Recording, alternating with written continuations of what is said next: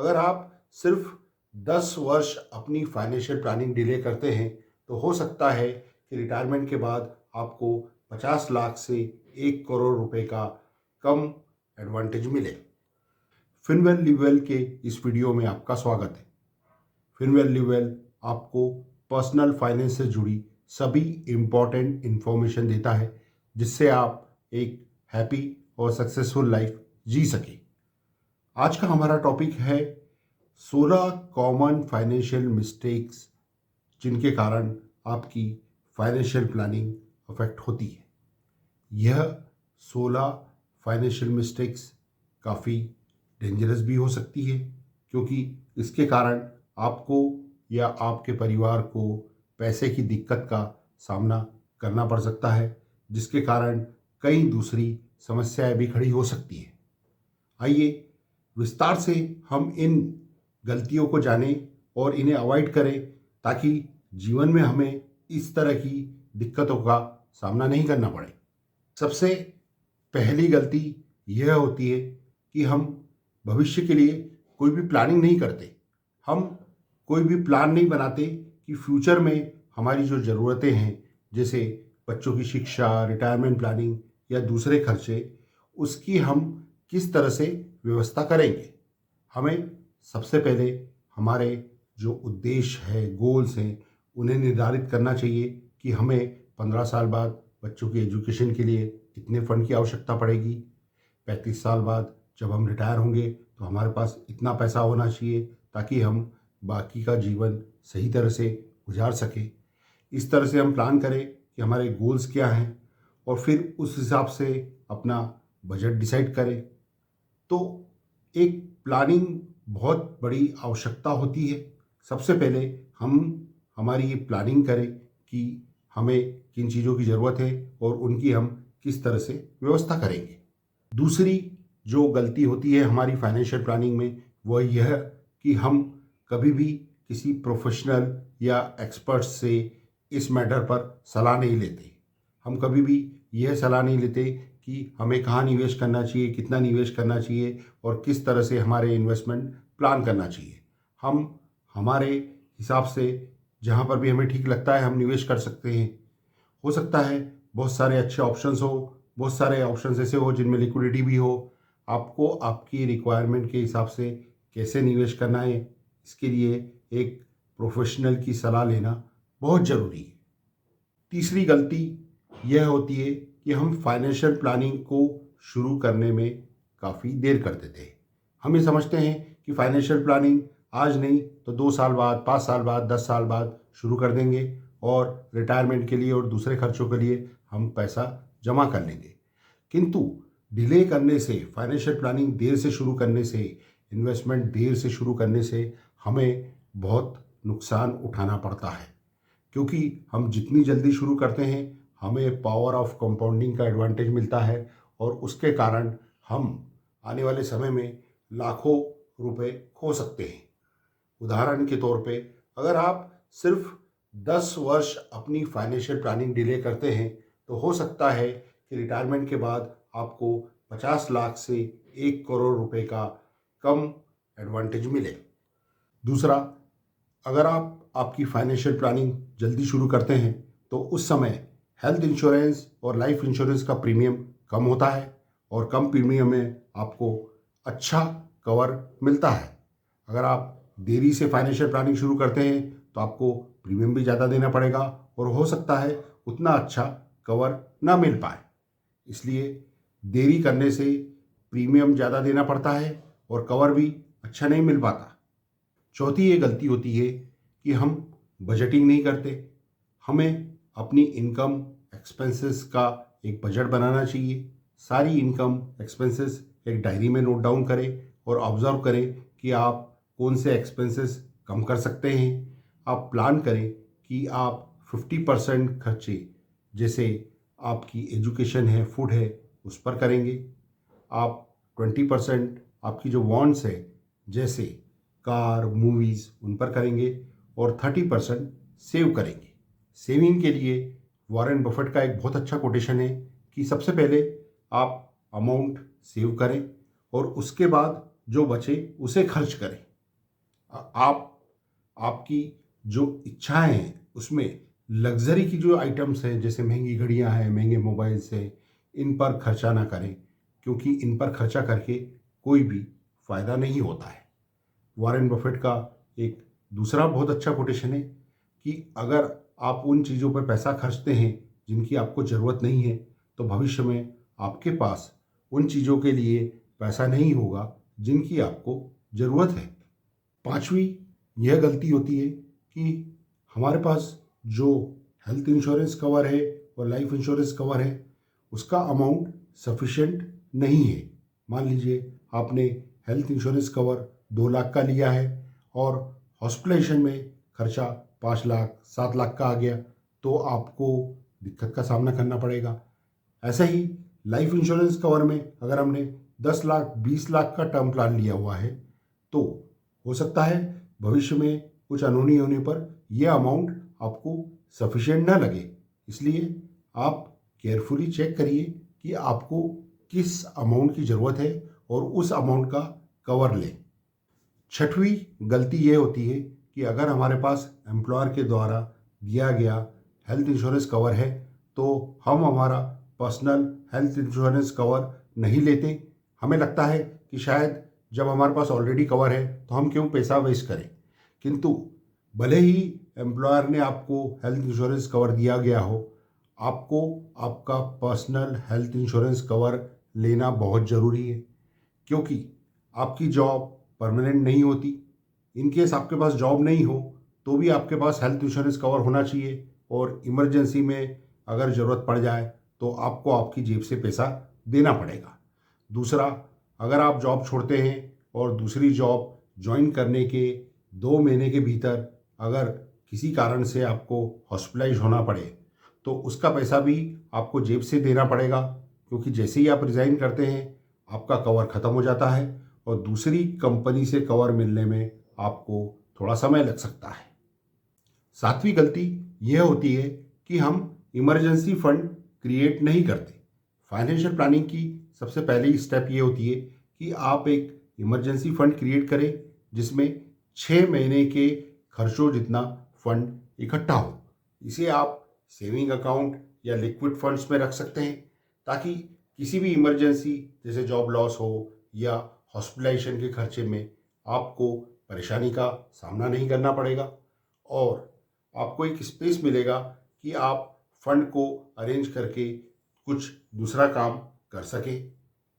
आठवीं गलती यह होती है कि हमें हमेशा इन्फ्लेशन के हिसाब से नहीं, बल्कि जिन खर्चों में आप प्लानिंग कर रहे हैं उन खर्चों में किस रेट से बढ़ोतरी हो रही है उस हिसाब से प्लानिंग करनी चाहिए। उदाहरण के तौर पे अगर आप एजुकेशन एक्सपेंसेस की प्लानिंग कर रहे हैं और उसका रेट ऑफ ग्रोथ 15% है, तो आप 15% के हिसाब से प्लान करें। हो सकता है उस समय इन्फ्लेशन सिर्फ 5% हो, तो आप 5% के हिसाब से प्लान न करें। दूसरा, अपना रिटर्न हमेशा पोस्ट टैक्स देखें कि आफ्टर टैक्स आपको क्या रिटर्न्स मिल रहे हैं। 9वीं गलती हम ये करते हैं कि हम हमारा इन्वेस्टमेंट या टैक्स प्लानिंग के लिए जो इन्वेस्टमेंट है वह ईयर एंड में ही करते हैं, जबकि यह हमें साल की शुरुआत में ही शुरू कर देना चाहिए, क्योंकि हो सकता है साल की शुरुआत में आपको इन्वेस्टमेंट के लिए अच्छी अपॉर्चुनिटी मिले। फिर अगर आप जैसे इक्विटी लिंक सेविंग स्कीम में इन्वेस्टमेंट करना चाह रहे हैं तो उसमें आप एसआईपी भी शुरू कर सकते हैं, जिससे आपकी कॉस्ट एवरेज आउट हो जाए। 10वीं गलती यह होती है कि हम हमारा निवेश राइट एलोकेशन में नहीं करते। हम निवेश ज़्यादातर एक ही तरह की असेट में करते हैं, या तो हम रियल एस्टेट में करते हैं या बैंक एफडी में करते हैं या सारा पैसा शेयर्स में डाल देते हैं, जो कि सही नहीं होता है। हमें हमारा निवेश सभी तरह की एसेट्स जैसे गोल्ड, शेयर, रियल एस्टेट उसमें डाइवर्सिफाई करना चाहिए और हमारी आवश्यकता अनुसार उसे परिवर्तन भी करना चाहिए। उदाहरण के तौर पे अगर कोई सीनियर सिटीज़न है तो उसका ज़्यादातर पैसा बैंक एफडी में रहना चाहिए, ना कि स्टॉक मार्केट या इक्विटी म्यूचुअल फंड्स में। इस तरह से हमें हमारी असेट एलोकेशन डिसाइड करना चाहिए और निवेश करना चाहिए। नहीं तो ये होता है कि अगर आपने एक ही असेट क्लास में निवेश किया है तो हो सकता है कुछ समय के लिए आपको अच्छे रिटर्न मिले, किंतु जब मंदी आए तो आपको काफ़ी मुसीबत का सामना करना पड़ सकता है। 11वीं गलती यह होती है कि हम सिर्फ रिटर्न्स देखते हैं, पोर्टफोलियो की क्वालिटी नहीं देखते। अगर हम बैंक एफडी कर रहे हैं तो हम ये नहीं देखते कि वो बैंक कितनी सेफ है, उसकी फाइनेंशियल कंडीशन क्या है, हम सिर्फ उसका ब्याज देखते हैं। कभी कभी ज़्यादा लालच में लोग कोऑपरेटिव बैंक्स आदि में भी निवेश कर देते हैं और कई बार उन्हें काफ़ी मुसीबत का सामना करना पड़ा है। इसलिए निवेश करते समय चाहे वो बैंक एफडी हो, म्यूचुअल फंड हो, आप पोर्टफोलियो की क्वालिटी ज़रूर देखें कि उसका इन्वेस्टमेंट सेफ जगह है कि नहीं। रिटर्न्स के अलावा पोर्टफोलियो की क्वालिटी देखना भी बहुत ज़रूरी है। 12वीं गलती ये होती है कि हम हमारा पोर्टफोलियो रेगुलरली रिव्यू नहीं करते। हमें हमारा पोर्टफोलियो साल में एक बार रिव्यू जरूर करना चाहिए कि हमारा जो इन्वेस्टमेंट है उसमें क्या चल रहा है, रियल एस्टेट में क्या चल रहा है, गोल्ड में क्या चल रहा है, शेयर्स में क्या चल रहा है, आने वाले समय में क्या एक्सपेक्टेड है और हमें क्या एक्शंस लेनी चाहिए। उदाहरण के लिए अगर इक्विटी मार्केट में बूम चल रहा है और आपको 1 या 2 वर्ष बाद पैसे की आवश्यकता पड़ सकती है तो आप अभी अपना पैसा लिक्विड फंड में शिफ्ट कर सकते हैं। अगर आपकी एज 45-50 है तो आपको धीरे धीरे आपका पैसा बैलेंस फंड में और डेट फंड में शिफ्ट करना चाहिए। इस तरह से पोर्टफोलियो को रेगुलरली रिव्यू करके आप रेगुलर एक्शंस भी लीजिए। 13वीं गलती ये होती है कि हम अननेसेसरीली क्रेडिट कार्ड या पर्सनल लोन इसका यूज़ करते हैं, जैसे वैकेशंस या कुछ लग्जरी आइटम्स खरीदने के लिए जिसकी की कोई आवश्यकता नहीं होती। आपको लोन या क्रेडिट कार्ड का यूज़ हमेशा इमरजेंसी में ही करना चाहिए, अदरवाइज़ आपको इनका यूज़ नहीं करना चाहिए। इसके कारण अननेसेसरीली आपको ब्याज देना पड़ता है और आपकी फाइनेंशियल कंडीशन खराब होती है। क्रेडिट कार्ड पर 42% तक ब्याज पे करना होता है और पर्सनल लोन 15% तक आता है। अगर इमरजेंसी हो तो आप टॉप अप होम लोन लें जिसका रेट ऑफ इंटरेस्ट कम होता है। लोन सिर्फ होम लोन ही एक ऐसा लोन होता है जिसमें आपको रेट ऑफ इंटरेस्ट लो होता है, टैक्स बेनिफिट भी मिलता है और फ्यूचर के लिए वह फायदेमंद साबित हो सकता है। 14वीं गलती ये होती है कि हम निवेश सिर्फ tax saving point of view से करते हैं, financial planning point of view से नहीं। उदाहरण के लिए ईयर एंड पे अगर हमें एडिशनल टैक्स बचाना हो तो हम 50,000 का इन्वेस्टमेंट एनपीएस में कर देते हैं। हम ये नहीं देखते कि हमें उस प्रोडक्ट की ज़रूरत है कि नहीं। एनपीएस में आप जब भी निवेश करते हैं उसे आप 60 वर्ष के पहले नहीं निकाल सकते और 60 वर्ष बाद भी आप सिर्फ 60% अमाउंट ही विड्रॉ कर सकते हैं। ऐसे में आपको उस पैसे की अगर लिक्विडिटी की ज़रूरत हो तो भविष्य में वो आपको नहीं मिलेगी।